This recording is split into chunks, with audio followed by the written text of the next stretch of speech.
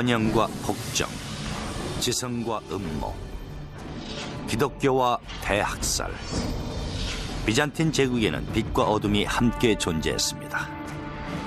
They called themselves Romanos, those who continued the traditions of the Roman Empire. 절대 권력을 행사한 황제들과 로마의 기술력을 초월하고 싶어했던 건축가들의 집념으로 비잔틴 제국은 세계 최장 길이의 수로와 난공불락의 성벽, 그리고 자연의 법칙을 거스른 거대한 돔 지붕의 성당을 건축했습니다.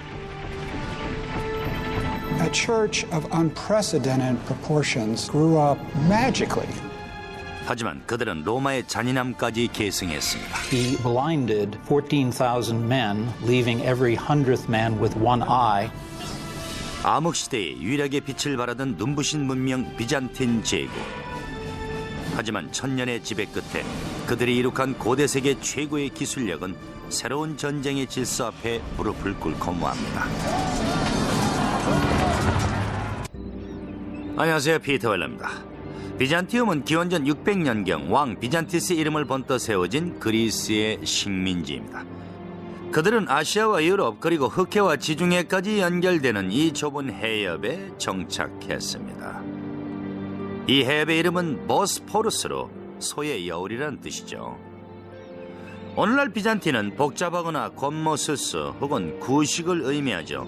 하지만 1100년 동안 비잔틴 제국은 서구의 유서 깊은 법과 문학의 수호자였을 뿐 아니라 기독교의 확산에 기여하고 그들의 뛰어난 예술과 건축, 세공 기술은 르네상스에서 21세기 현대에까지 많은 영향을 미치고 있습니다. 이 모든 것을 가능하게 했던 사람이 바로 콘스탄티누스 대제입니다. 역사 속에는 실제와 다른 과분한 평가를 받는 인물이 많지만은 콘스탄티누스야말로 대제라는 칭호가 어울리는 황제입니다. 324년 11월 8일 20년간의 복잡한 내전 끝에 콘스탄티누스는 서로마 제국에 이어 로마 전체를 다스리는 단독 황제가 됩니다. 천부적인 전략가인 그는 한계를 모르는 눈부신 비전을 소유한 지도자였죠. He became emperor really through his own wiles. He is ruthless in the way he assumes power. Constantine the Great was one of those rulers that changed the world. He inherited a Roman Empire which had been divided into two parts. 콘스탄티누스는 동과 서로 갈라져 있던 거대한 로마 제국을 다시 통일합니다. He was a very astute politician, and he was faced with the problem of both administering and of managing this enormous realm.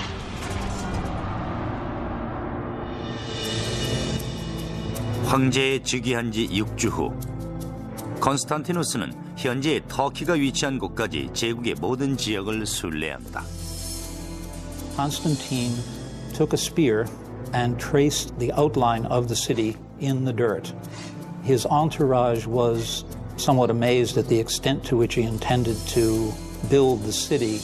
He is said to have commented, "I will go as far as until he who leads me stops." 그 선이 제국의 새로운 수도, 새로운 로마를 뜻하는 노바로마의 경계선이 됐습니다. 그리고 그 도시는 제국의 중심으로 자리 잡으며 콘스탄티누스의 도시를 의미하는 콘스탄티노폴리스로 알려지게 됩니다. Constantine effectively shifts the center of the Roman Empire and founds a new center. He was moving away from Rome with its old rivalries, political infighting, vested interests and so forth to create something quite new which he could mold. 콘스탄티누스는 로마 제국 시절 완성된 기술력을 기반으로 새로운 도시를 건설할 계획을 세웁니다. There was a grand campaign of construction, of building forums, marketplaces, to build the kind of buildings that ancient Rome had. 하지만 콘스탄티누스의 치세를 대표하는 특징은 따로 있었습니다. 여느 황제들과는 다르게 다른 지도자의 힘을 빌렸다는 점이죠. 그 지도자는 바로 예수 그리스도였습니다. Christianity is really on the rise. there is a large Christian presence in the empire, and simply recognizing this presence made a good deal of political sense. Constantinople was founded, in effect, as a Christian empire, and Orthodox Christianity was fundamental to its existence.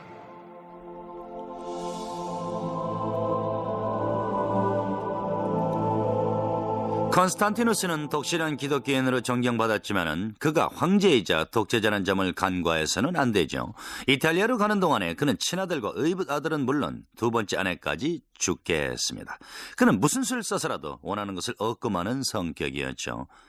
하지만 비잔티움이라는 변두리 지역으로 민심을 끌어모으는 건 그에게도 쉽지 않은 일이었죠. 그는 우선 자신의 이름을 번떠 도시명을 바꾸고 로마의 도시 스타일로 새롭게 꾸몄습니다. 컨스탄티누스가 무덤에서 일어나 인구 1200만에 매년 200만 명의 관광객이 몰려드는 오늘날의 이스탄불을 목격한다면 아마 크게 놀랄 것입니다. 그가 사망한 337년경 이곳은 절반가량 완성이 됐지만 큰 문제가 있었죠. 인구는 점차 증가하는데 물이 턱없이 부족했던 것입니다. 바다로 둘러싸인 도시지만 정작 마실 물은 구할 수가 없었던 것이었죠. 4세기 중반 도시는 갈증으로 죽어가고 있었습니다. 컨스탄티누스의 후계자들은 도시를 살리기 위해 로마보다도 더 많은 양의 물을 확보해야 했습니다. 그들은 장차 고대 세계 최고의 기술적 성과로 일컬어질 용수 공급 시스템을 만들어냅니다. There were no local water resources within the city walls of Constantinople, and hence water had to be brought from a much greater distance than anywhere else in the classical world and in the Mediterranean.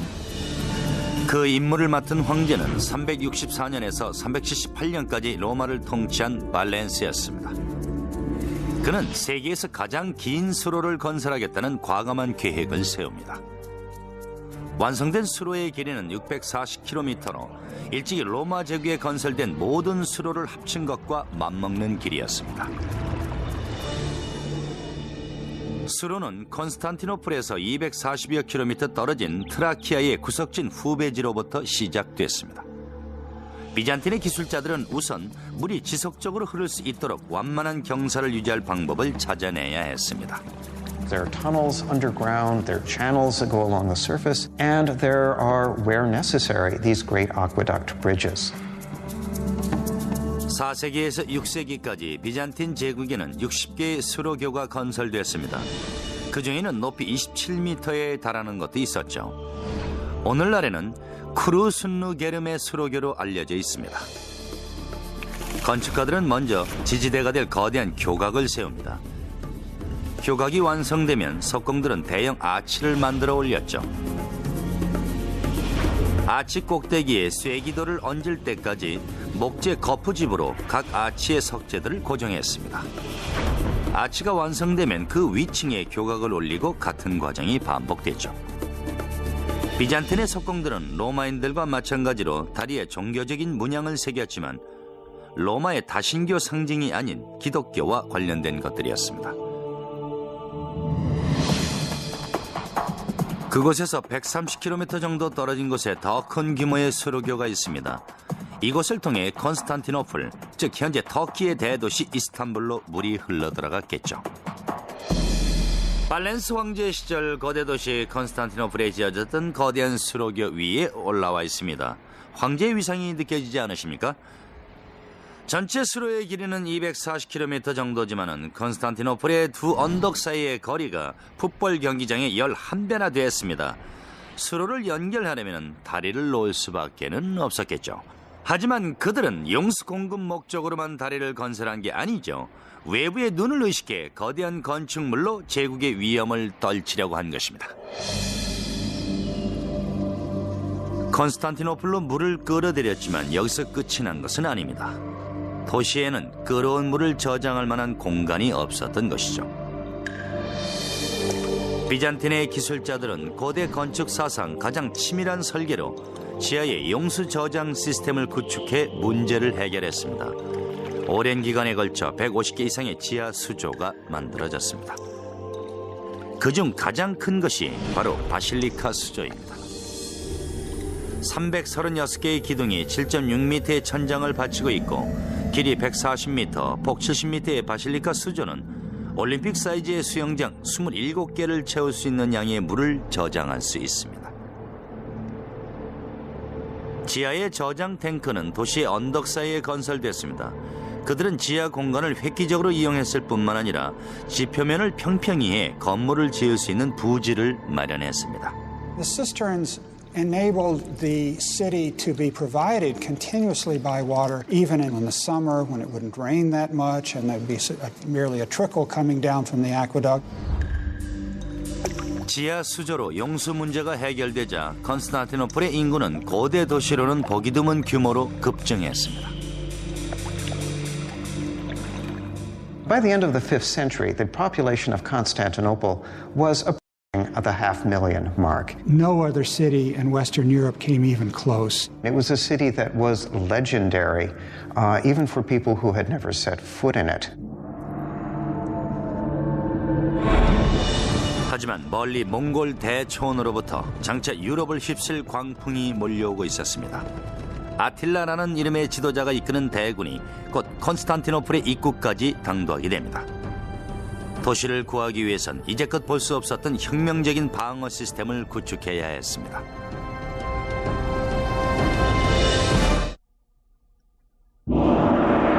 서기 410년 로마가 게르만족의 일파인 서거트족에 함락됩니다. 로마 시민들은 야만족의 파괴와 학살을 피해 안전한 컨스탄티노플로 달아났지만 이것도 역시 포악한 유목민족의 위협을 받고 있었습니다. 그들이 바로 훈족이죠.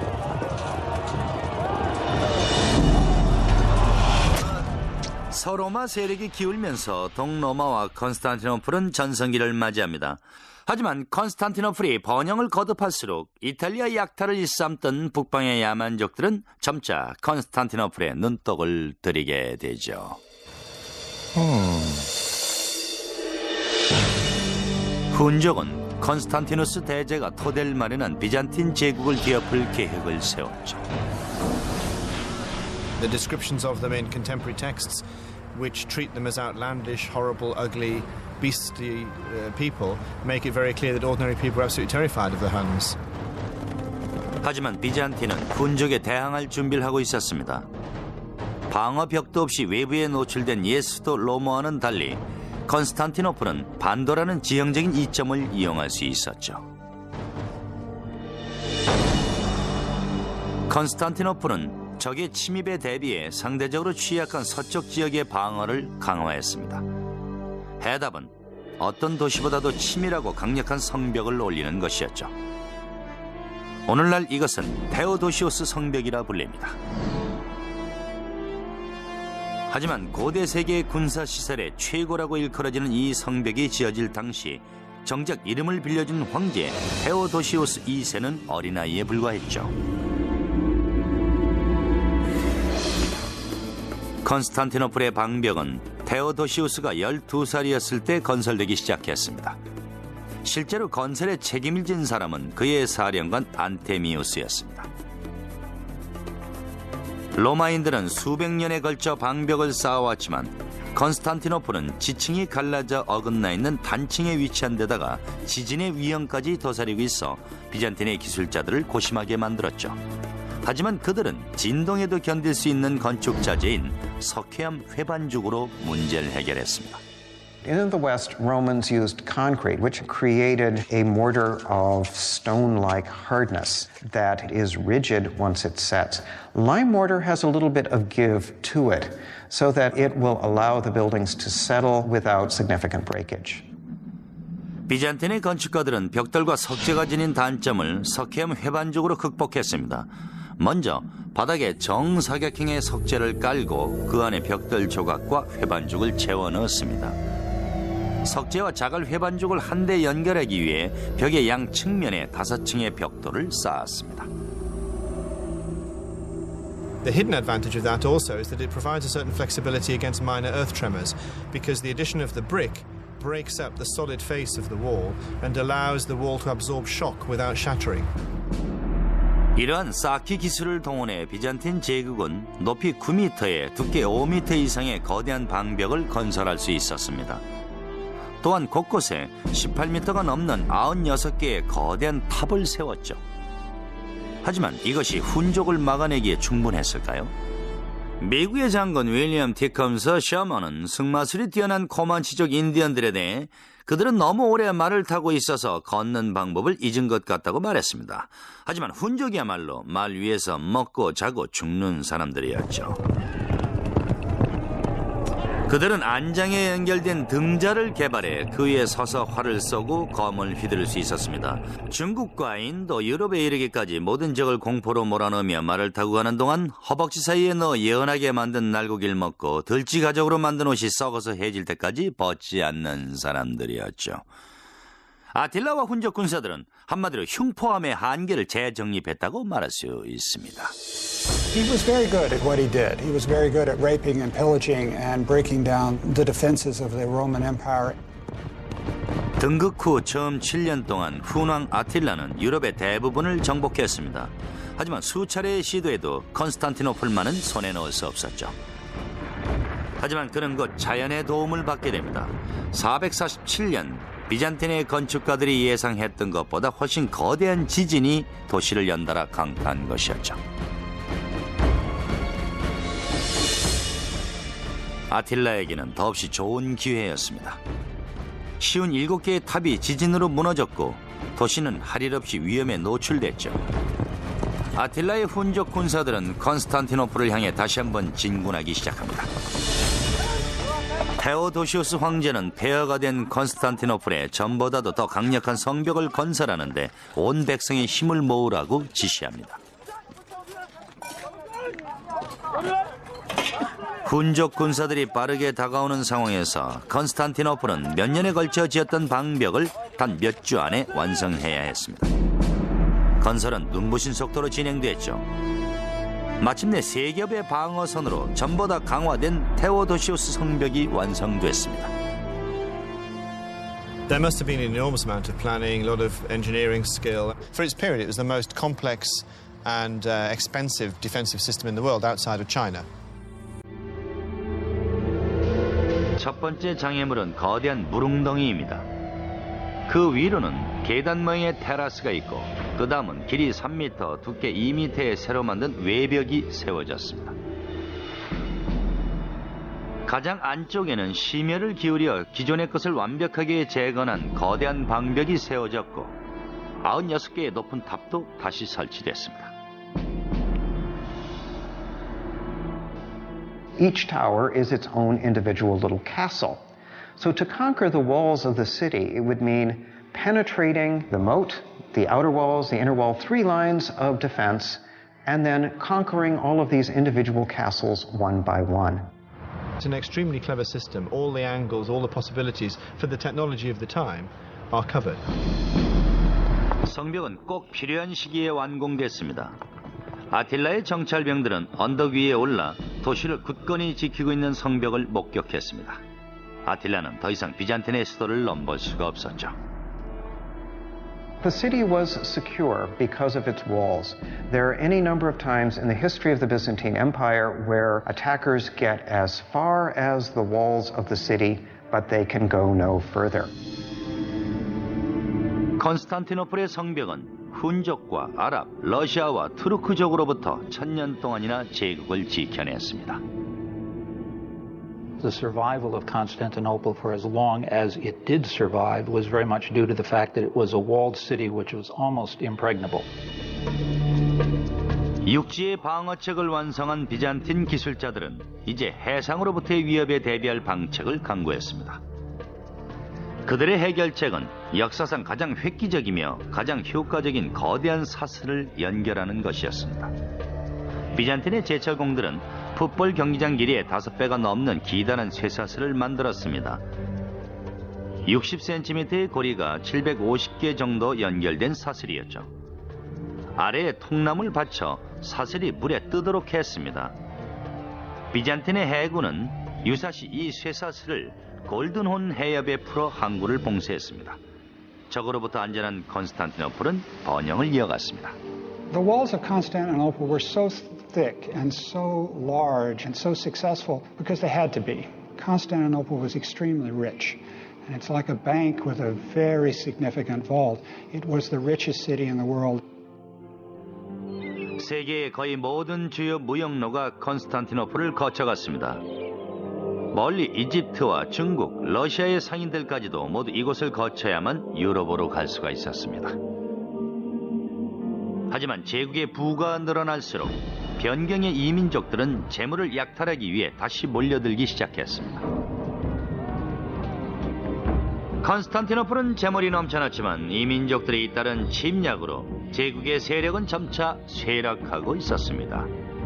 데오도시우스 2세가 사망한 450년 무렵 한때 로마 소유의 호수로 인식되던 지중해는 이제 거대한 대양이 되었고 비잔틴 제국은 작은 해변 휴양지처럼 보였습니다. 하지만 컨스탄티누스의 로마 제국을 되찾겠다고 난 황제가 있었죠. 특히 그는 특별한 능력을 지닌 여인과 결혼한 것으로도 유명합니다.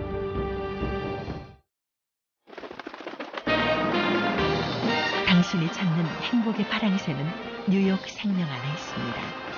162년 동안 지켜온 신뢰와 가치, 행복한 미래와 키스하세요. 뉴욕 생명.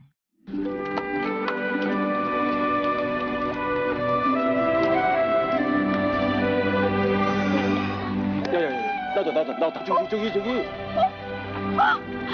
나온다. 저기 우리를 믿잖아. 야, 나. 야, 이거 엄마가 봐야 되는데. 찍어. 야, 이제 우리 진짜 시작이다. 우리 영화인이야. 내 꿈은 지치지 않는다. 바카스. 사라진 문명.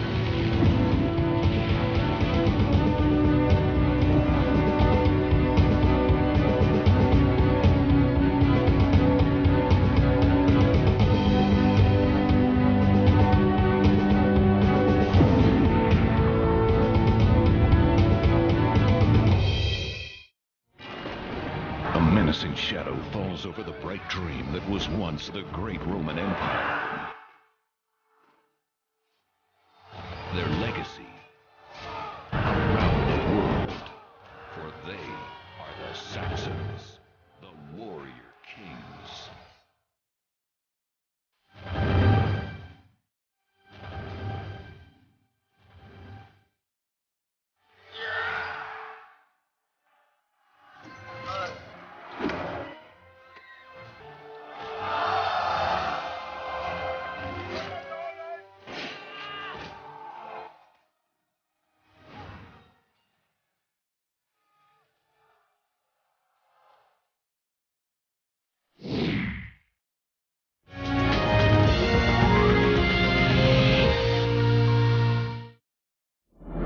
오 세기 들어 서로마 제국은 야만족들에 잇따른 침략으로 서서히 기울어가고 있었습니다.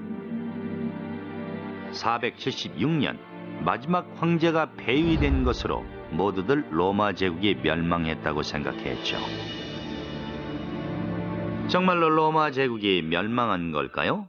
아직도 컨스탄티노플과 동로마 제국은 번영을 이어가고 있는데도 말이죠.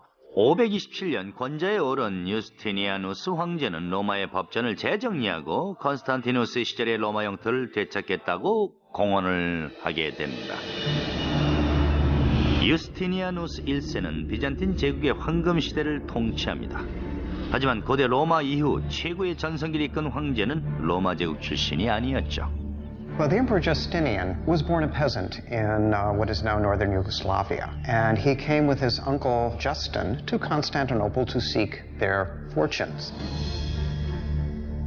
그의 40년 치세 동안 비잔틴 제국은 눈부신 학문적 발전과 건축사적 업적, 그리고 전례 없는 폭정을 경험했습니다. 황제에 등극하기 2년 전 유스티니아누스는 테오도라라는 아름답고 의지가 강한 여인과 결혼했습니다. 하지만 테오도라가 연극 무대의 댄서 출신이라는 점이 문제였죠. 과거의 굴레에서 벗어나기 위해 유스티니아누스는 그녀의 신분을 상승시켰습니다. 그가 황위에 등극하던 날 아내를 여황제로 임명한 것이죠. 비잔틴의 귀족사회는 테오도라의 신분 격상에 큰 충격을 받았습니다. She was supposedly a prostitute hanging out around the Hippodrome, involved in things like bear dancing. Not exactly sure what happens in bear dancing, but it evidently was not such a great thing. And she had a very active sex life. 테오도라는 유스티니아누스와 함께 공동으로 제국을 통치합니다.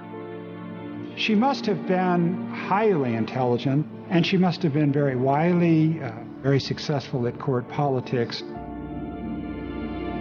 유스티니아누스는 고대 로마의 지나간 영광을 되찾는 것이 자신의 임무라고 생각하게 됩니다.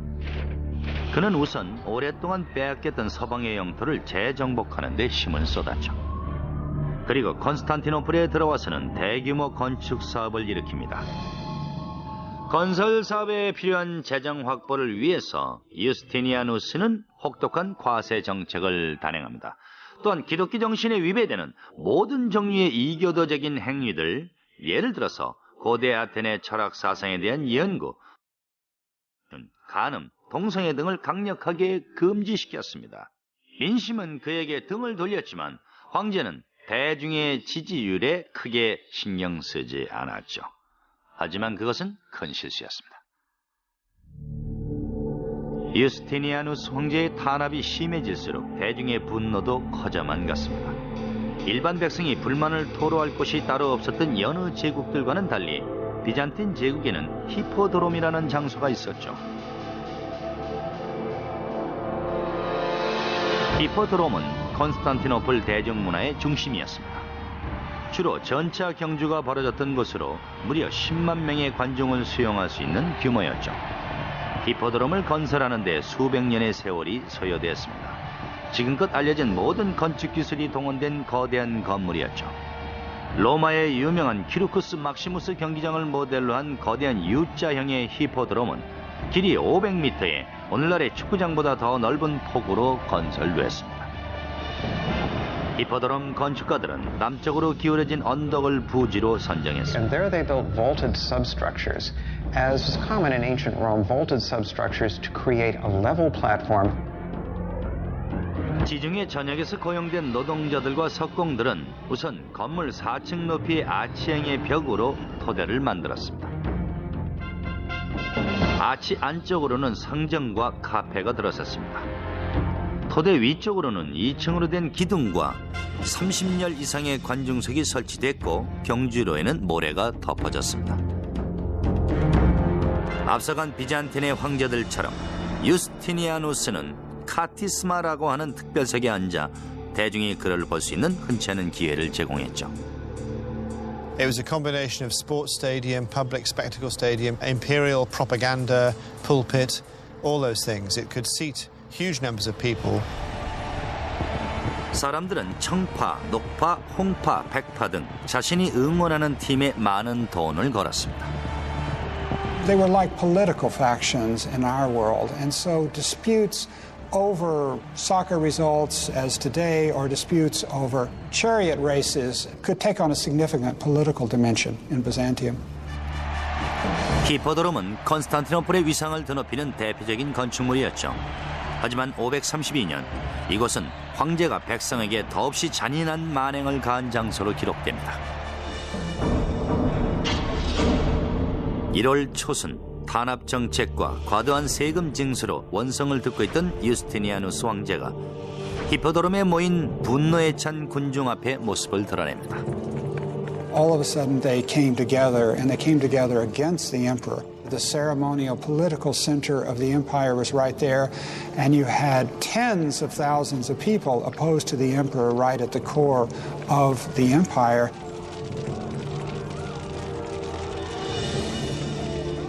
청파와 녹파는 불량배와 정치인, 귀족 등이 모두 포함된 집단으로 제트파나 샤크파와는 차원이 다르죠. 수만 명에 달하는 청파와 녹파 당원들은 히포드롬에 모여 승리를 뜻하는 니카 니카를 외치며 황제의 폭정에 대항을 했습니다. 마치 공화당과 민주당 당원이 슈퍼볼 경기장에서 한꺼번에 소리치는 것과 같은 상황이었죠.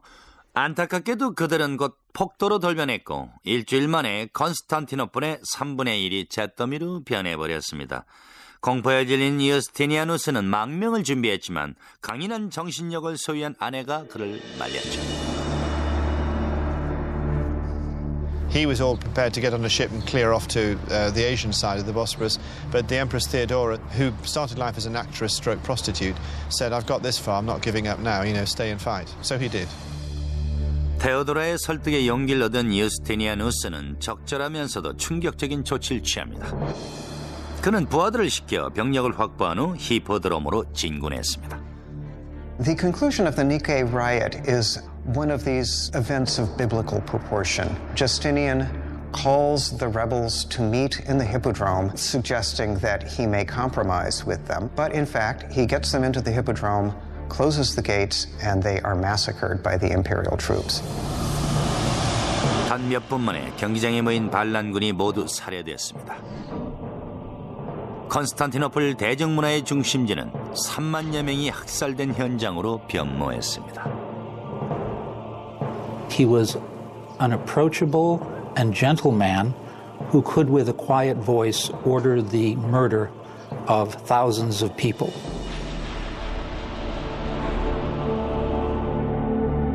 도시는 폐허로 변했지만 유스티니아누스는 위기를 기회로 변화시켰습니다.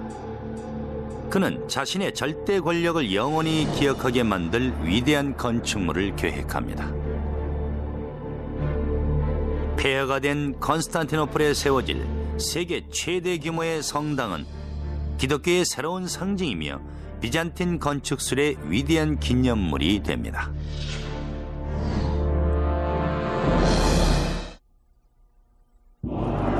(532년) 유스티니아누스 황제는 리카 반란을 극적으로 진압했지만 비잔틴 제국의 수도는 폐허로 변했습니다. 권자를 빼앗길 뻔했던 황제는 신과 자신의 이름으로 수도를 재건해 권력을 공고히 하겠다고 다짐합니다. What Justinian did after his imperial army put down the riot was to immediately begin to refurbish the city and proclaim to the citizens that he was in control and that everything was right in the Roman Empire. Now, we remember Justinian not because he was ruthless, but we remember the period of Justinian because he has left us such an incredible architectural legacy. 유스티니아누스는 우선 신성한 지혜의 교회라는 뜻의 하기야 소피아 성당을 재건했습니다. 오늘날엔 성 소피아 사원으로도 불리고 있죠. 황제는 두 명의 비잔틴 건축가 이시도루스와 안테미우스에게 성당을 설계하도록 했습니다. 두 명 모두 수학과 물리학 교수로 이론은 뛰어났지만 실제 건축 경험은 전무했죠. The architects of Hagia Sophia were not the standard architects of the day. They, for better or worse, were professors. We professors sometimes don't have the most sound practical knowledge. 하지만 선견지명이 있는 황제는 그들에게 단 두 가지만을 원했습니다. 가능한 한 빨리 지을 것, 세상에서 가장 특별한 교회로 만들 것. 건설은 니카 반란이 일어난 지 단 6주 만에 시작됐습니다. It took years to put together building teams, to bring together all of the building materials that were needed for a great project in the empire. Justinian did it practically instantly. 이시도루스와 안테미우스가 설계한 성당은 외관과 규모 면에서 가히 혁명적이었습니다. 그들은 우선 지름 30m가 넘는 세계 최대의 돔 지붕을 계획했습니다. 돔 지붕은 로마에서 처음 시도됐지만 한 번도 성공한 적이 없는 펜덴티브, 즉 삼각궁룡의 공법을 사용해 설계됐죠. 먼저 돔이 얹혀지게 될 4개의 거대한 아치를 제작합니다. 그리고 돔의 원형 바닥과 아래 받침의 정사각형 평면을 연결할 둥근 면의 펜덴티브가 설치되는데 돔의 무게를 4개의 아치로 분산시키는 역할도 하죠. 반원의 작은 돔을 추가해 내부 공간을 확장할 수 있었습니다. 유스티니아누스의 건축가들은 펜덴티브를 사용해 마치 공중에 떠 있는 듯한 거대한 돔을 건설할 수 있었습니다. 돔 지붕은 자유의 여신상보다도 9m 높은 56m 지점에 얹혔습니다. 돔 아래쪽으로는 교회의 중심 공간인 네이브가 가로 70m, 세로 74m로 넓게 펼쳐져 있었죠. There there were 100 teams of workmen, each with 100 men, with half of them working on the north side of the building, half of them working on the south side of the building, and competing to create the great building. A church of unprecedented proportions grew up magically, almost magically, faster than any kind of construction at that time on that scale. 공사가 시작된 지 단 6년이 지난 537년, 하기야 소피아 성당이 완공됩니다. Justinian was very proud of his church, as he should be. It was a great idea. It was a great conceptual plan. The implementation of that plan, the actual structure, was risky. 현장 경험이 풍부한 건축가들이었다면 그렇게 짧은 기간에 그렇게 거대한 돔을 건설하겠다는 생각을 쉽게 하지 못했을 것입니다. 공사가 채 끝나기도 전에 아치를 받치고 있던 4개의 기둥이 붕괴되기 시작했습니다. 20년 후 발생한 지진으로 마침내 돔이 무너져 처음 교회를 지었던 이시도로스의 조카 이시도로스 2세가 이전 돔의 단점을 보완해 재건축하겠다고 나섭니다. 새로운 돔은 전부 다 경사도가 높게 설계되었습니다. 경사가 가파르고 높이가 높을수록 하중이 아래로 쏠리기 때문이죠. 완만한 경사로 넓게 퍼져있는 돔은 하중이 옆으로 전달돼 결국 무너지고 맙니다. 이시도로스는 6.4m의 길이의 돔을 만들었고 그것이 지금까지 남아있는 돔 지붕이죠. 하기야 소피아는 특별한 설계 외에도 다른 특징이 있었죠. 성당의 기둥에까지 온통 황제와 황후의 모노그램으로 장식됐습니다. We are never allowed to forget that this is the great achievement of Justinian and Theodora. 유스티니아누스 황제는 성당 건축으로 기독교 세계의 중심지로서 콘스탄티노플의 위상을 공고히 했습니다. He got an architect that was going to make a grand statement. And a grand statement was made. The largest church in Christendom, the greatest dome space in the world until the Renaissance. He got a building that dwarfed any of the great baths of ancient Rome or any of the great temples of the ancient world. 유스티니아누스 제위 말년, 비잔틴 제국의 영토는 시리아와 팔레스타인, 소아시아, 이탈리아, 그리스, 그리고 남쪽으로는 북아프리카와 이집트로까지 팽창했습니다. 하지만 영토 확장에는 비잔틴 백성의 고통이 따랐습니다. 유스티니아누스의 끊임없는 군사 동원과 콘스탄티노플 재건 사업으로 비잔틴 제국의 국고는 바닥이 나고 말았죠. The empire really never recovers from the megalomania of Justinian. It's perhaps fitting that the dome of Hagia Sophia collapses. It's as if Justinian, as he is overextending the political boundaries of the empire, he's also overextending the architecture as well. 유스티니아누스 사후 3세기 동안 비잔틴 제국은 점차 쇠락의 길을 걷게 됩니다. 하지만 콘스탄티노플만은 어떤 위기에도 흔들리지 않았죠. 10세기 들어 비잔틴 제국은 다시 한번 군사 강국으로 명성을 드높입니다. 그 중심에는 새롭게 개발된 가공할 무기와 철저한 군인 정신으로 무장한 황제가 있었습니다.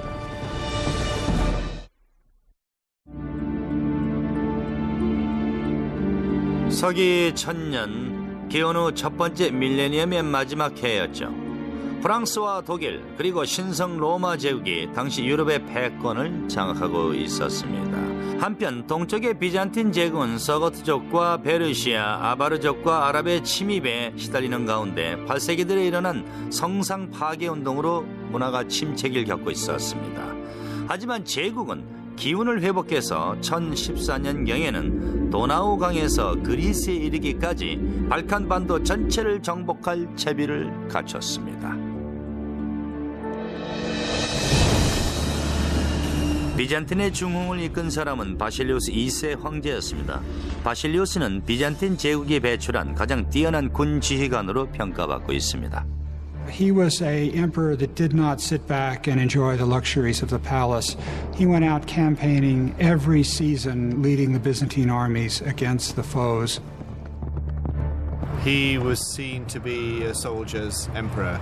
But there's no doubt he ranks as a highly competent, very able, very intelligent, very versatile military leader, as well as a good ruler.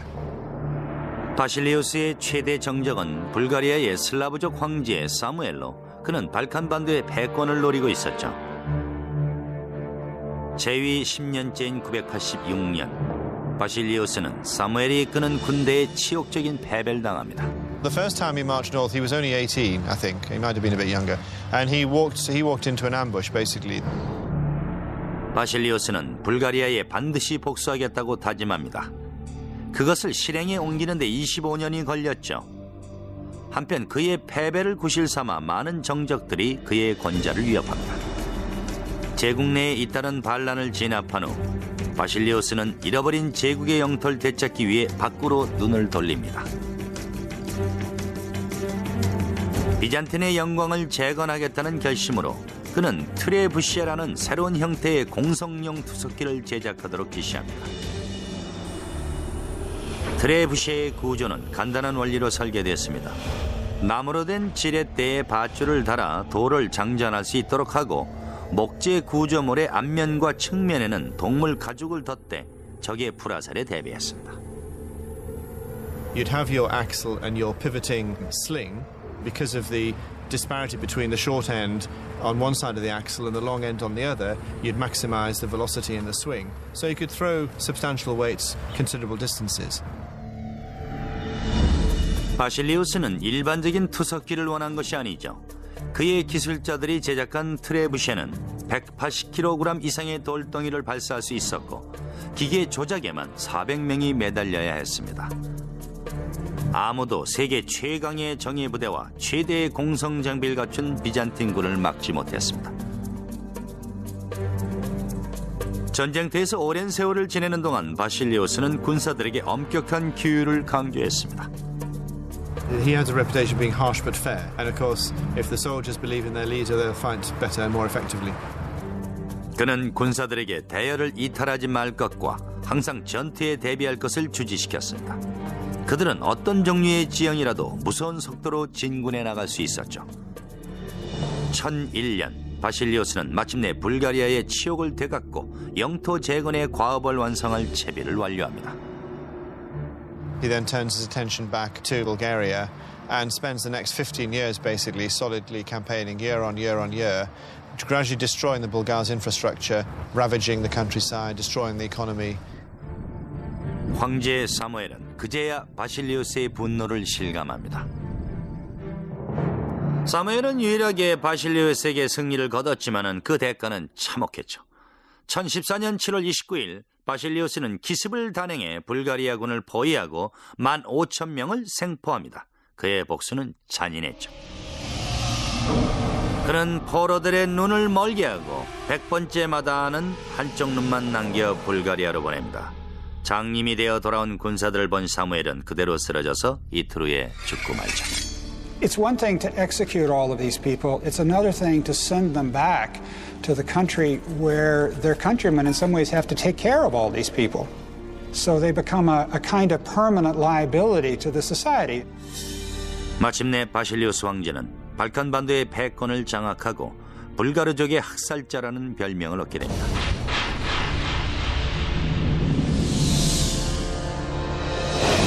(1025년) 바실리우스가 사망할 무렵 비잔틴의 세력은 절정에 달했지만 영광을 이어갈 후계자가 없어 제국은 또다시 혼란에 휩싸입니다. In subsequent times, the empire needed a great general like Basil II. They didn't have one. 1453년 오스만 제국이 새로운 무기로 컨스탄티노플의 성벽을 위협합니다. 거대한 성벽도 대포 앞에선 당해낼 도리가 없었죠. Gunpowder and cannon changed the rules of war. Byzantium, Constantinople was built for a system of fighting that was obsolete by the 15th century. 1100년 동안 컨스탄티노플을 지켰던 성벽은 마침내 무너지고 맙니다. 컨스탄티노플은 오늘날 이스탄불이 되죠. 비잔틴 제국은 그렇게 끝이 나고 말았죠. 로마 제국에서 유래했지만 비잔틴 제국만의 독창성을 더해 완성한 혁신적인 건축 기술은 오늘날의 세계에도 많은 영향을 미치고 있습니다. What's fascinating about the Byzantine Empire is we tend to talk about empires in terms of their political might. With the Byzantine Empire, we have to understand it as a cultural power. It was a highly sophisticated intellectual culture. The Greek monks, Greek priests were interested in ancient literature. They preserved ancient text. It is often said that the fall of Constantinople, with the books going to the West, is what aided in the birth of the Renaissance.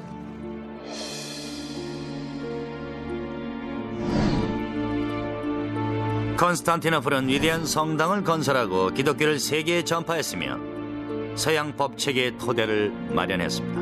하지만 고대의 유산을 보존하려고 애썼던 비잔틴 제국도 세상에서 영원히 사라지고 말았습니다. 지금까지 피터 웰러였습니다.